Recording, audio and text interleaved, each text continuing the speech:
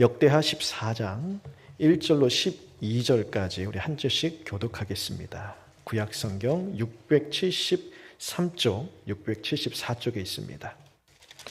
역대하 14장 1절로 12절입니다. 아비야가 그의 조상들과 함께 누우매 다윗성에 장사되고 그의 아들 아사가 대신하여 왕이 되니 그의 시대에 그의 땅이 10년 동안 평안하니라. 이방 제단과 산당을 없애고 주상을 깨뜨리며 아세라 상을 찍고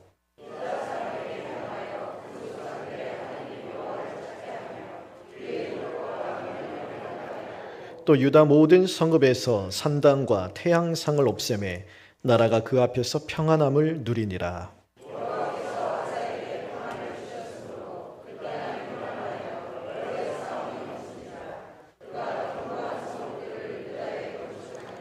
아사가 일찍이 유다 사람에게 이르되 우리가 우리 하나님 여호와를 찾았으므로 이 땅이 아직 우리 앞에 있나니 우리가 이 성읍들을 건축하고 그 주위에 성곽과 망대와 문과 빗장을 만들자.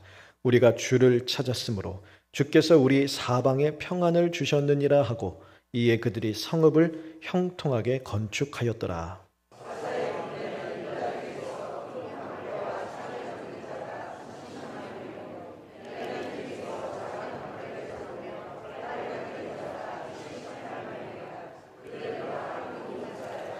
구스 사람 세라가 그들을 치러하여 군사 100만 명과 병거 300대를 거느리고 마레사에 이르매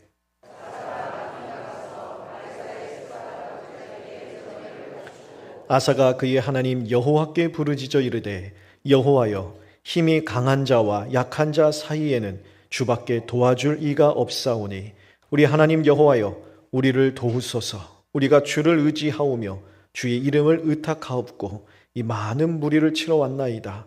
여호와여 주는 우리 하나님이시오니 원하건대 사람이 주를 이기지 못하게 하옵소서 하였더니 여호와께서 구스 사람들을 아사와 유다 사람들 앞에서 치시니 구스 사람들이 도망하는지라. 아멘. 오늘 말씀은 유다의 세 번째 왕인 아사 왕에 대한 이야기입니다. 솔로몬 이후에 이스라엘이 두 나라로 나누어집니다. 12파 가운데 10지파가 중심이 되어서 북이스라엘이라는 한 나라, 그리고 유다와 베냐민 지파 이 두 지파를 중심으로 남유다 이렇게 두 나라로 분열이 돼요. 르호보암 다음에 아비안 다음에 오는 아사가 유다의 세 번째 왕인데 사실 유다에는요 하나님 보시기에 선했다라는 평을 받는 몇 명의 선한 왕들이 있습니다. 그 중에 한 명이 아사 왕입니다. 이 아사 왕이 왕이 되었을 때 왜 하나님 보시기에 선하다는 평을 받았냐면 솔로몬 말기 때부터 이스라엘 전역에 우상을 숭배하는 문화가 아주 깊이 자리를 잡았습니다. 그리고 그 이후 남유다, 르호보암, 아비암 때도 그 우상을 숭배하는 신전들이요 아주 즐비했습니다. 근데 아사 왕이 왕이 되자마자 그 모든 신당들을 다 무너뜨렸습니다. 우상 신전을 철폐하고 우상을 다 깨뜨리고 유다 백성들로 하여금 여호와 하나님을 온전히 찾도록 그들을 하나님께로 이끌었습니다. 하나님이 얼마나 기쁘셨겠어요. 그래서 하나님께서 유다 백성에게 복을 주시는데 어떤 복을 주시느냐? 1절에 보니까 그의 시대에 그의 땅이 10년 동안 평안하였더라. 땅이 평안해요. 전쟁이 없습니다. 그 가운데 하나님이 은혜와 복을 주셔서 아주 강성하게 자리를 잡도록 하나님께서 복을 더해 주셨어요. 그런데 아사왕 10년째 유다에 큰 위기가 닥쳐옵니다. 구스, 그러니까 지금으로 따지면 이 에티오피아 지역이에요. 이 구스에 100만 대군이 300대의 병거를 거느리고 유다를 침공해 온 거예요. 300대의 병거는요, 지금으로 따지면 300대의 탱크를 앞세우고 지금 쳐들어온 거예요. 그런데 남유다는요, 오늘 8절에 보니까 8절이죠. 58만 명의 군사밖에 없어요. 58만 명도 적지 않습니다. 그런데 300대의 병거를 거느린 앞세운 100만 대군에 비하면 수적으로 열세예요. 승산이 없는 전투입니다. 국가의 큰 위기죠. 이 다급한 순간 속에서 아사왕은 다른 데 돌아보지 않아요. 어제 하나님 앞에 엎드려 하나님의 은혜를 구합니다. 간절히 기도하는데 그 기도의 내용이 바로 11절이에요. 11절 다시 보시면 아사가 그의 하나님 여호와께 부르짖어 이르되 여호와여 힘이 강한 자와 약한 자 사이에는 주밖에 도와줄 리가 없사오니 우리 하나님 여호와여 우리를 도우소서. 우리가 주를 의지하오며 주의 이름을 의탁하옵고 이 많은 무리를 치러 왔나이다. 여호와여 주는 우리 하나님이시오니 원하건대 사람이 주를 이기지 못하게 하옵소서. 간절히 기도해요. 하나님께서 이 기도를 기쁘게 들어주셨어요. 그래서 하나님께서 앞서 나가셔서 구스의 100만 대군을 다 물리쳐 주십니다. 그리고 아사왕이 승리를 거두게 되죠. 우리 인생을 보면 아침에 해가 뜨고 또 해가 지고 나면 그 다음날 또 해가 뜹니다. 그럼 또 해가 져요. 해가 뜨고 지는 것을 반복하는 것처럼 우리 인생 가운데 힘든 일이 있으면 또 어떻게 지나가고 또 기쁜 일이 올 때도 있고 또 기쁠 때도 있으면 또 어려운 일이 닥쳐오기도 하고요. 또 그 일이 지나고 또 평안할 때가 오기도 합니다. 이것이 계속 교차하는 것이 우리의 인생이잖아요. 그래서 어떨 때는 어려움이 닥쳐올 때 오늘 아사박처럼 하나님 앞에 엎드려 간절히 기도하면서 그 어려운 때를 이겨나갈 때도 있어요. 근데 또 어떤 때는요, 기도하지 않아요. 하나님 찾지 않습니다. 그런데 인생은 다 계속 교차한다 그랬잖아요. 슬플 때, 기쁠 때 계속 교차하는 것처럼 시간이 지나가면서 저절로 해결될 때도 있더라는 거예요. 그래서 기도하지 않아도 시간이 지나니까 그냥 해결되네. 그러면은 우리도 모르게 뭘 기도할 필요가 있을까? 시간이 약이지. 시간이 해결해 주지. 가만히 있을 때가 있어요. 주님을 찾지 않을 때가 있어요. 그럼에도 불구하고 시간이 약이란 말처럼 시간이 흘러가면서 그냥 저절로 그냥 극복하거나 또는 이겨낼 때도 있다는 것입니다. 그럴 때면 기도의 중요성, 기도의 필요성을 못 느낄 때도 있어요. 시간이 지나가면 해결됐고 뭐하러 기도합니까? 우리에게 중요한 것은요, 어려움이 닥쳐왔을 때 그 문제가 해결되는 그 자체가 중요한 게 아니에요. 우리에게 중요한 것은요, 그 어려움을 어떻게 이겨내는가, 과정이 중요한 것입니다. 어려움이 닥쳐왔을 때에 그 어려움을 사람을 의지해서 이겨내잖아요. 그러면 여러분, 어려움이 우리 인생 가운데 딱 한 번만 닥쳐옵니까? 그렇지 않죠? 지나고 나면 또 어려움이 닥쳐와요. 또 어려움이 닥쳐와요. 한 번 사람을 의지해서 어려운 고비를 넘기잖아요. 그 다음에 또 어려움이 닥쳐오면 다시 사람 찾게 되어 있습니다. 물질을 의지해서 어려움을 넘어가잖아요. 그 다음 어려움이 닥쳐오면 물질을 의지하게 되어 있어요. 사람과 물질의 종이 되어버리는 거예요. 그런데 이 사람과 물질이라는 것은요, 잠시 있다 사라질 안개와 같은 거리라 성경 이야기하지 않습니까? 우리의 궁극적인 힘이 되어주지 못해요. 우리를 영원토록 뒷받침해 줄 수 있는 반석이 아니에요. 우리를 끝까지 지켜주고 보호해 줄 수 있는 힘이 되지 못한다는 것입니다. 그래서 우리는 기도하는 거예요. 왜요? 하나님은 우리의 영원한 반석이시고 우리의 영원한 힘이시고 환난 날에 피할 반석이 되어주시기 때문에 그래서 기도하는 거예요. 기도하면서 어려움 닥쳐올 때 기도하며 우리는 주님을 붙드는 거예요. 그 주님을 붙드는 우리의 신앙의 애씀이 고스란히 우리의 신앙의 영성으로 녹이고서 신앙의 힘을 형성하는 거예요. 그래서 기도하는 거예요. 우리가 어려움 닥쳐올 때 기도하면 우리의 신앙의 힘을 얻습니다. 그 작은 신앙의 힘을 가지고 주님을 붙드는 거예요. 이 신앙의 힘은 다른 게 아니에요. 주님을 붙드는 힘이에요. 우리의 믿음의 손을 뻗쳐서 주님을 붙들며 이 어려움을 이겨냅니다. 그 작은 승리 하나가 쌓여서 어떤 어려움이 닥쳐올지라도 주님을 붙드는 신앙의 힘으로 이겨나가는 큰 믿음의 사람으로 우리가 세워지게 되는 것입니다. 에덴 동산에서 뱀이 아담에게 와서 유혹을 합니다. 하나님이 금지하신 열매를 따먹으라고 유혹을 하죠. 근데 그때 뱀이요, 하와에게 와서 야, 하나님이 어디 계셔? 하나님은 안 계셔. 그러니까 걱정하지 말고 저 열매를 따먹어. 그렇게 유혹하지 않았어요. 그렇게 하나님을 부정하도록 유혹하지 않았다고요. 왜냐하면 만일 그렇게 하나님이 안 계시다는 말로 유혹을 했다면 하와는요, 거들떠보지도 않았을 거예요. 방금 전까지만 해도 하나님과 동행했잖아요. 방금 전까지만 해도 하나님과 함께 시간을 보내고 교제를 나누었는데 하나님이 없다 하면 그게 귀에 들어오겠습니까? 전혀 먹히지 않겠죠. 그래서 사탄은요, 하나님이 정말 저 동상 중앙에 있는 나무의 열매를 먹지 말라고 하더냐? 정말 저거 먹으면 죽는다고 정말 그렇게 말씀하시더냐? 작은 의심의 씨앗 하나 심어놓는 거예요.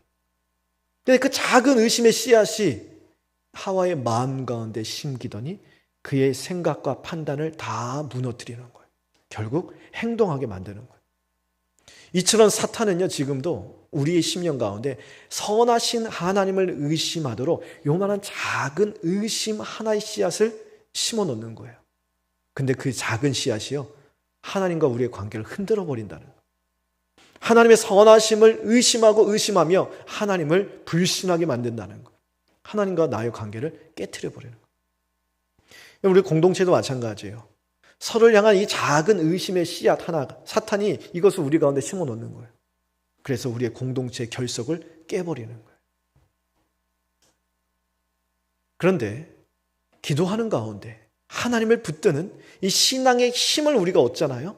그러면 하나님의 선하심을 의심하게 만드는 그런 작은 의심의 씨앗이 우리 가운데 심겨지더라도 우리는 그 상황 속에서도 우리의 손이 약해지지 않고 주님을 붙들기는 거예요.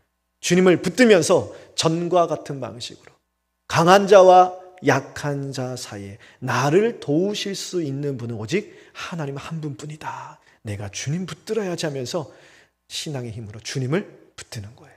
그렇게 어려움을 이겨 나갈 수 있는 것이죠. 그래서 우리는 어려움이 닥쳐올 때 기도하는 거예요. 시간이 지나가도 해결된다? 아니에요. 주님을 붙드니까 이겨나가는 것이고 주님이 나를 붙들어 주셨기 때문에 견뎌내는 것이고 그 어려움을 이겨나갈 수 있는 것입니다.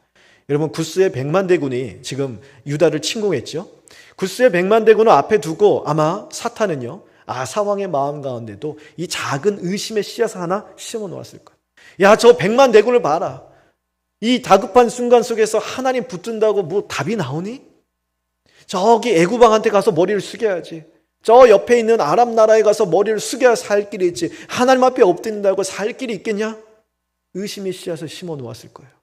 하지만 아사왕은요, 그 순간 속에서 믿음의 힘을 가지고 정과 같이 하나님 앞에 엎드리는, 그의 손이 약해지지 않도록 주님을 붙들면서 강한 자와 약한 자 사이에 나를 도와주고 우리 유다를 도와줄 수 있는 분은 오직 하나님밖에 없다. 하나님의 은혜를 구하는 거예요. 그때 하나님께서 놀라운 역사를 이루어 주시며 구스를 물리쳐 주시고 유다의 승리를 이루어 주시는 것입니다. 그로부터 25년이라는 시간이 흐릅니다. 그리고 남유다에 또 다른 위기가 닥쳐옵니다. 이번에는요, 역대하 16장에 보면 북이스라엘 나라가 남유다를 침공해 옵니다. 그런데 이때는요, 25년 전 이 구스의 100만 대군이 쳐들어왔을 때와는 상황이 조금 달라요. 북이스라엘이 침공해 왔을 때는요, 25년 전과 비교해서 군사의 수가 그렇게까지 많지는 않아요. 말과 병거의 수도 그렇게까지 많지 않아요. 즉 해볼 만한 싸움이에요. 싸우면 승산이 있는 전투라고요. 그러면 아사왕이 모든 남유다의 군사들을 물고 내가 나가서 싸우자. 하나님이 우리와 함께 하신다. 25년 전에도 하나님이 우리에게 승리를 주시지 않았느냐. 나가서 싸워야 할 텐데. 그런데 이 아사왕은 싸울 생각조차 하지 않습니다. 그리고 사신을 아람 나라 왕에게 보내면서 수많은 금과 은을 같이 보내요. 그러면서 아람의 왕에게 북이스라엘과의 화친을 맺었던 것을 깨고 북이스라엘 후미에서 그들을 공격해달라고 요청합니다. 그래서 아람 나라의 왕이요, 수많은 금, 은을 받고 북이스라엘 후미를 칩니다. 그래서 북이스라엘이 화들짝 놀라서 남유다를 공격하러 왔던 군대가 유턴을 해서 다 돌아가요. 북이스라엘로 돌아가 버립니다. 피 한 방울 흘리지 않고 승리를 거두게 되는 거예요. 세상의 역사의 관점으로 판단을 하거나 사람들의 눈으로, 관점으로 이렇게 보면 싸움을 하지 않고 피 한 방울 흘리지 않고 아람 나라의 왕을 의지하여서 이런 외교술로 승리를 거둔 이 아사 왕의 정치력, 외교력 칭찬받을 만하죠. 그렇죠? 남유다 백성들 얼마나 좋아했겠어요. 전쟁 한번 치르지 않고 승리를 거뒀으니 야, 우리 아사 왕 대단하다. 엄청 칭송을 했을 것입니다. 그런데 하나님은 그렇지 않았어요. 하나님은 이 일을 기뻐하지 않으셨습니다. 왜냐하면 25년 전에 100만 대군 앞에서도 두려워하지 아니하고 하나님을 붙들었던 믿음의 사람이 이제는 하나님 찾지 않고 사람 의지하는 거예요. 아람 왕 의지해서 어려움을 이겨내려고 하는 거예요. 그래서 하나님께서 선지자 하냐니를 보내시면서 왜 나를 의지하지 않고 사람 의지하느냐 책망하십니다. 구스의 100만 대군 앞에서는 두려워하지 않고 하나님을 온전히 붙들었던 아사 왕이 어떻게 25년이 지난 후에는 그것과 비교할 수 없는 적은 군대, 나가면 승리할 수 있는 싸움에서도 하나님 찾지 않고 왜 사람 의지하게 되었을까요? 왜 이렇게 사람이 바뀌었을까요?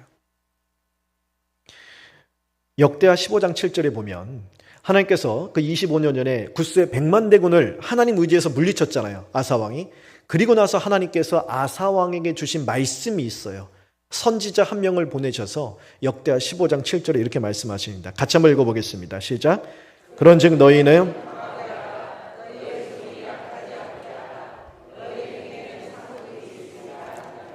자, 하나님께서 신신당부하시는 거예요. 자, 앞으로 내가 너희 나라에 유다에 평안을 주겠다. 하나님을 의지하여 하나님 바라보는 이 신앙, 이 믿음의 하나님 감복하셔서 전쟁이 없이 평안함을 주실 텐데 그 평안의 때에 너의 손이 약해지지 말라 신신당부하셨어요. 손이 약해진다는 건 무엇이에요? 믿음의 손이죠. 하나님 붙드는 이 믿음 놓지 말라는 거예요. 평안하다고 하나님께서 돌아서지 말라는 거예요. 신신당부하셨어요. 그런데 아사왕은요 25년이라는 평안의 때를 누리면서 그의 손이 약해졌더라. 신앙의 힘을 다 잃어버렸더라. 하나님께로부터 돌아섰더라. 아사왕뿐만이 아니에요. 다윗을 보세요. 사울을 피해서 광야에서 도망칠 때 얼마나 그가 괴롭고 힘들었습니까? 매일매일 자기의 생명을 지켜주시고 생명을 연명케 해주신 하나님께 날마다 감사가 넘쳐났어요. 목마른 사심이 신의 물을 찾기에 갈급하듯이 내 영혼은 주님만을 찾는다는 거, 주님만을 갈망한다고 그렇게 주님을 찾았습니다. 그런데 나중에 왕이 되고 나라가 강력해지고 사방으로 자기를 대적할 원수들이 하나도 없어지자 하나님이 보이지 않고 밧세바가 보이는 거예요. 밧세바와 간음하고 수치를 가리려고 살인까지 저지르게 됩니다. 솔로몬도 마찬가지예요. 처음에 왕 위에 올랐을 때 그 입지가 상당히 불안했어요. 하나님 앞에 나가 엎드리죠. 하나님 도와달라고. 나는 작은 아이입니다. 하나님이 붙들어 주셔야 됩니다 하면서 1000번제를 드리는 거예요. 여기서 참고로 1000번제는요 1000 띄고 번제 해갖고 1000번, 1000번 번제를 1000번 제사를 드렸다는 게 아니에요. 그게 아니라 1000번제를 드렸다는 거예요. 희생 제물을 1000마리의 희생 제물을 드리면서 하나님 앞에 간절히 은혜를 구하는 거예요. 나는 작은 아이입니다. 하나님이 도와주시지 않으시면 나는 한순간도 이 왕의 자리를 지킬 수 없습니다. 주님 도와주세요. 하나님 내가 무엇이 필요하느냐? 지혜를 구하잖아요. 그랬던 솔로몬이 후일에 나라가 안정되고 다윗 때보다 더 부강해지고 사방으로 다 평안을 누리자 수많은 아내를 두고 수많은 나라와 화친을 맺으며 수많은 나라의 우상을 숭배하는 자로 변질되어졌습니다. 이들뿐만이 아니에요. 성경에 나오는 수많은 믿음의 선조들이요. 위기 때 믿음이 무너진 게 아니에요. 언제 믿음이 무너지느냐? 환난 당할 때, 핍박당할 때? 아니에요. 평안할 때. 평안할 때 믿음이 무너지더라는 거예요. 이 시대도 마찬가지입니다. 수많은 그리스도인들, 수많은 주의 몸된 교회들이요. 환난과 핍박 가운데 무너지는 게 아니에요. 평안할 때, 형통할 때, 할렐루야를 힘차게 부리며 나아갈 때 오히려 그때 믿음의 길에서 미끄러지고 죄악에 사무치더라는 거예요. 우리는 어떻습니까? 우리는 위기의 때에 누가 뭐라고 하지 않아도 하나님 찾잖아요. 그렇죠? 왜요? 그리스도인이니까. 믿음이 있기 때문에 주님이 보여요. 힘들면 주님이 또렷이 보여요. 그래서 주님 붙들어요. 근데 위기가 지나가면요, 주님이 보이긴 보이는데 주님도 보이고 다른 것도 보이는 거예요. 우리의 믿음의 손이 약해지기 너무 쉽다라는 것입니다. 혹시 지난 세월을 돌아보면서 내가 그때, 그 예전에 내가 20대, 30대, 그때 40대, 그때 정말 신앙생활 열심히 했었는데, 그때 주님을 향한 내 마음이 정말 뜨거웠지. 내가 직분 받을 때, 내가 이러한 직분 받으며 하나님께 딱 세워질 때, 그때 내가 간절한 눈물을 흘리며 그때 정말 신앙생활 잘 했었는데 과거형으로 끝난다면 여러분, 우리의 믿음의 손도 약해지고 있는 것이 아닌지 우리 자신을 돌아봐야 하는 것입니다. 그런데 여러분, 걱정할 필요가 없어요.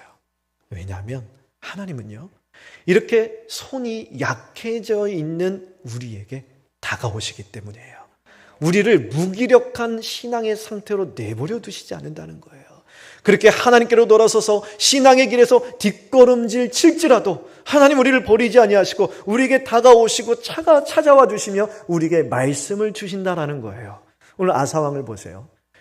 구스 100만 대군 앞에서는 하나님을 붙들었지만 북이스라엘 앞에서는 사람 의지했잖아요. 그때 하나님이 아사왕에게 찾아오십니다. 그렇게 말씀을 주세요. 선지자 하나니를 통해서 이런 말씀을 주십니다. 역대하 16장 9절 말씀이에요. 같이 한번 읽어보겠습니다. 시작. 여호와의 눈은 온 땅을 두루 감찰하사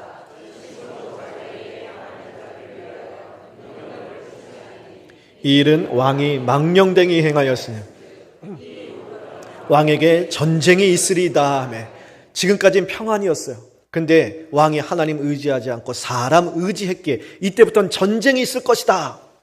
어떻게 보면 저주의 말씀 같지요. 하지만 저주의 말씀이 아니에요. 하나님께서 기회를 주시는 거예요. 우리 하나님은 은혜의 하나님이세요. 은혜의 기회를 항상 주십니다. 돌이키라는 거예요. 이 말씀 붙들고 전과 같이 하나님 두려움 없이 하나님만 붙들던 그때로 돌아가서 그때의 마음, 그때의 다짐, 그때의 신앙의 뜨거움을 회복하여서 손이 약해지지 않고 강해져서 하나님 붙들라는 거예요. 기회를 주시는데, 그런데 아사왕은요, 이 말씀을 듣고 마음이 더욱 완고해지는 거예요. 그래서 이 하나님 말씀을 듣지 않고 오히려 기회의 말씀을 주시는 이 선지자 하냐니를 감옥에 쳐넣었습니다. 다윗을 보세요. 다윗이 밧세바와 간음해서 살인까지 저질렀습니다. 그때 하나님께서 다윗을 내버려 두지 않으시죠? 선지자 나단을 보내세요. 똑같아요. 말씀을 주세요. 그러자 다윗이 어떻게 반응합니까? 옷을 찢어요. 죄를 뒤집었어요. 하나님 앞에 엎드려 철저하게 회개합니다. 아사왕은 마음이 더욱 완고해져서 말씀을 듣지 않았어요. 다윗 왕은요, 하나님 앞에 자신의 마음을 깨트리며 그 말씀을 붙들고 다시 하나님을 붙드는 거예요. 여기에 다윗의 위대함이 있는 거예요, 여러분. 다윗이 우리와 다른 이게 믿음의 영웅이기 때문에 그래서 다윗이 그렇게 위대하게 쓰임 받았냐? 아니에요, 여러분.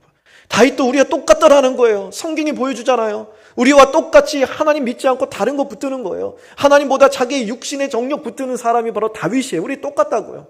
그런데 다윗이 왜 대단해요? 하나님이 말씀하실 때 그 말씀을 들었다라는 거예요. 하나님의 은혜의 기회를 주실 때 그 은혜의 기회가 은혜인 줄 알고 그 은혜의 손길을 붙들었다는 거예요. 여기에 다윗의 위대함이 있는 거예요. 우리도 마찬가지입니다. 하나님께서 우리에게 말씀을 주실 때 우리는 그 말씀을 우리 영혼의 거울로 삼아야 돼요. 하나님의 말씀 붙들고 하나님 앞에 엎드려야 돼요.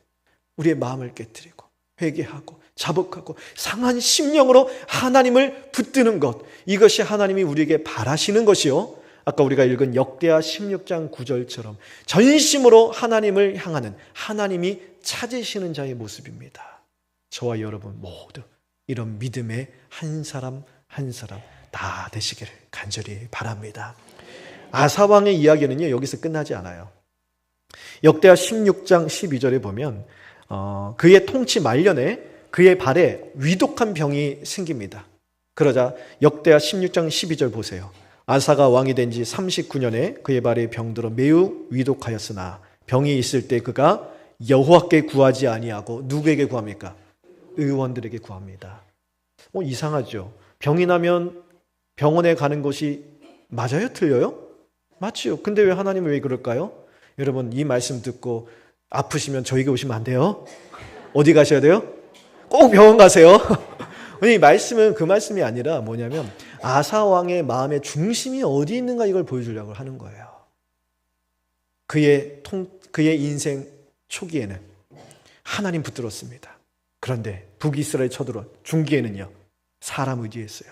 그의 말기에 가서는 여전히 사람 의지하더라는 거예요.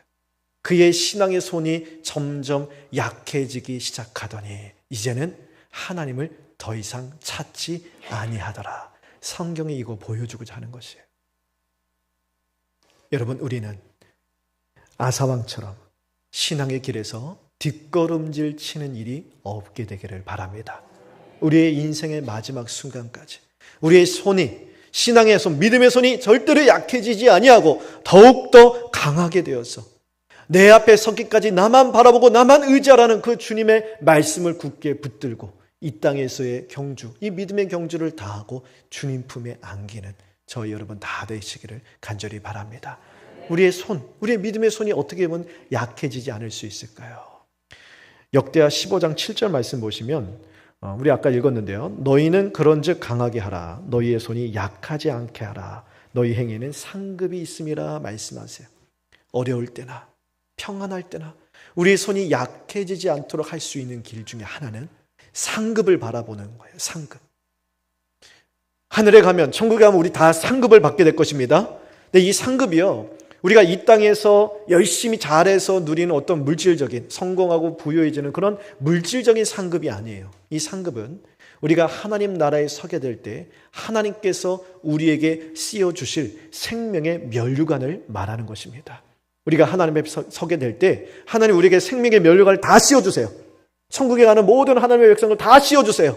그리고 그 면류관을 쓰고 우리는 어린 양 예수 그리스도의 보호자 주변에 둘러앉아서 그곳에서 하나님을 찬양하게 될 거예요. 이 모습이 요한계시록 4장 10절 11절에 자세하게 기록되어 있어요. 우리 마지막으로 같이 한번 읽어보겠습니다. 시작. 24장로들이 보좌에 앉으신 이 앞에 엎드려 세세토록 살아계시는 이에게 경배하고 자기의 관을 보좌 앞에 드리며 이르되 우리 주 하나님이여 영광과 존귀와 권능을 받으시는 것이 합당하오니 주께서 만물을 지으신지라 만물이 주의 뜻대로 있었고 또 지으심을 받았나이다 하더라. 하늘에 하나님의 보좌가 있어요. 하나님의 보좌 주변에 24장로가 쭉 둘러 앉아 있어요. 24개의 보좌가 쭉 둘러 있다라는 거예요. 근데 24장로는요, 사실 왜 24냐? 구약의 12지파, 신약의 12사도를 더하는 거예요. 12 플러스 12. 구약의 12지파는요, 구약의 모든 하나님의 백성들을 상징하는 거죠. 신약의 12지파는요, 신약 시대 모든 그리스도인들, 즉 오고 가는 모든 세대의 하나님의 백성들을 상징하는 거예요. 그들의 보좌가 하나님 앉으신 보좌 주변에 다 마련되어 있다는 거예요. 거기에 누구의 의자가 있는지 아세요? 저의 의자와 여러분의 의자가 있는 거예요. 여러분의 의자가. 하늘에 이미 여러분의 보좌가 마련되어 있다고요. 거기에는요, 생명책에 기록된 그 이름들이 아마 박혀 있을 것 같아요. 여러분의 의자가 마련되어 있다고요. 지금 여기서 여러분 이렇게 하나님 예배하잖아요. 이 경배하는 이 시간에 여러분의 이 경배하고 예배하는 모든 향기로운 향이 그대로 천사를 통하여 하늘로 올라가서 그 여러분의 보좌, 하늘에 마련되는 그 보좌 가운데 쌓이고 쌓여서 하나님의 그 찬양과 예배를 받으시는 거예요. 나중에 우리가 하나님 나라에 서게 될 때 하나님께서 우리에게 생명의 면류관을 다 주실 거예요. 근데 오늘 계시록 4장 11절에 보니까 24장로들이 보호자에 앉으신 이 앞에 엎드려 경배하면서 어떻게 하냐? 자기의 관을 벗어 내어드리며 경배한대요. 우리가 하나님 앞에 서게 될 때 하나님이 우리에게 주신 생명의 면류관을 우리 위에서 마련해 주신 그 보호자에 앉아서 그 생명의 면류관을 주님께 벗어서 내어드리며 어린 양 예수 그리스도께 존귀와 영광과 찬송이 영원 무궁토록 있겠다 하면서 하나님을 찬양하는 것, 어린 양 예수 그리스도를 찬양하는 것, 이것이 우리의 상급이라는 거예요. 영원한 상급. 여러분, 이 영원한 상급을 우리가 바라보는 것, 우리에게 면류관을 씌워주신 것을 마음껏 주님 앞에 내어드리며 영원토록 주님을 찬양할 그 날을 바라볼 때, 어려울 때나 평안할 때나 우리의 신앙의 손이 약해지지 않고 전과 같은 방식으로 주님을 더욱 힘있게 붙들 수 있다는 것입니다. 사랑하는 성도 여러분, 지금 우리 앞에 어떤 어려움이 닥쳐와 있습니까? 여러분 지금 어떤 삶의 괴로움을 겪고 계십니까? 오늘 이 하나님의 말씀을 기억하시기를 바랍니다. 역대하 16장 9절 상반절 말씀 다시 한번 보세요. 여호와의 눈은 온 땅을 두루 감찰하사 전심으로 자기를 향하는 자들 위하여 능력을 베푸신다고 약속해 주셨어요. 지금도 하나님의 눈은요, 전심으로 자기를 향하여 구하는 자들을 찾고 계세요. 저와 여러분 모두 다 하나님이 전심으로 찾으시는 사람들이에요. 우리 모두 다시 오늘 이 시간 말씀을 통하여 우리의 마음을 전심으로 하나님 앞에 향하여 드리게 되기를 간절히 바랍니다. 이 말씀을 통하여 우리의 마음을 깨뜨립시다. 우리의 완고한 마음이 있다면 다 깨뜨리고, 사람과 물질을 의지하려고 하는 마음 다 깨뜨리고, 강한 자와 약한 자 사이에 오직 우리를 도우실 수 있는 유일한 분이신 여호와 하나님만을 굳게 붙드시게 되길 바랍니다. 여러분, 우리가 처음 예수 믿을 때 우리 안에 어떤 감격이 있었어요? 예수만 생각해도 내 마음이 좋거든. 찬양의 가사처럼 주님만 생각해도 내 마음이 뜨겁고, 주님만 생각해도 눈물이 나오고, 구원의 은혜, 대속의 은혜 너무 감격하여서 악을 골짝 빈들이라도 내가 복음 들고 가겠다라는 그런 뜨거운 열망이 우리 가운데 있었잖아요. 전과 같은 그런 열망, 전과 같은 그런 신앙의 뜨거운 고백을 다시 붙들고 하나님 앞에 서서 예배하는 저희 모두 되었으면 좋겠습니다. 여러분, 우리가 직분 받을 때 얼마나 감격스러웠어요. 하나님, 나와 같은 이 연약한 자에게 이 직분을 주십니까 하면서 이 직분을 주의 뜻대로 내가 감당하겠노라고 그렇게 결단하던 전과 같은 마음, 전과 같은 결단으로 하나님을 귀하게 섬기는 모든 저희 되도록 간절히 바랍니다. 여러분, 우리 처음 입학할 때, 대학 입학하거나 처음 취직하거나 어떤 사업을 시작할 때 하나님 앞에 어떤 기도 드렸어요? 나에게 이런 은혜를 주셔서 감사하다고. 그때 드리던 그 기도, 그때의 소원, 그때의 마음까지 전과 같은 그 신앙을 굳게 붙드시고 다시 하나님 앞에 서서 우리의 신앙을 지켜나가는 우리 모두 되었으면 좋겠습니다.